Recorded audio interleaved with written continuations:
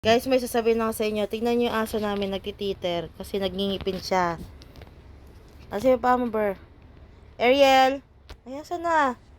Nahiya siya bigla. Ayan, no. Yan yung kanyang, titer. Ayan, nagingipin po siya. Ayan, inangat-ngat niya. Hindi naman natatag. Ayan, para talaga sa ngipin niya. Ayan. Kasi nangangati yung gilagid ng baby ko na yan, eh. Bilhan mo daw siya bagong laruan. Hindi okay na yan sa kanya. Yung didilaan pa. Nahulog na. Nasaan na? Asan ang teeter mo? Asan ang teeter mo, Ariel? Ariel, kunin mo yung teeter mo. Ber, abot mo nga, Ber. Okay na. Eh, hindi pa daw. Help.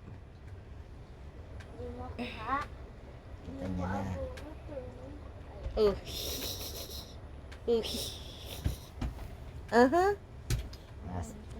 Ber, paa mo, Ber. Naku, binato sa'yo. Ariel. Nakakahiya yung higaan. Pinunit niya ng asong yan, eh. Ayan, o, kakatakbo niya. Punit. Nangingipin po yan siya. Para po tumibay yung kanyang ipin. Kailangan niyang ngat-ngatin yung kanyang teether. Tumutunog-tunog po. Wala na ngayon tunog. Hindi, wala man talagang tunog yan. Tunog yan. Wala. Meron yan tunog. Diyan. O di sige, balong.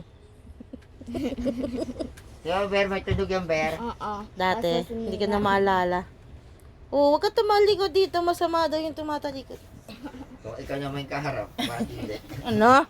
Ito, yung mukha na yan.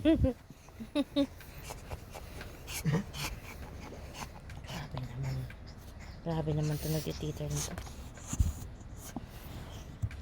Maawa ka naman dyan.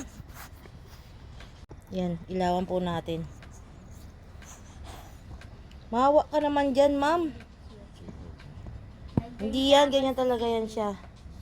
Tingnan niyo po yung ipin.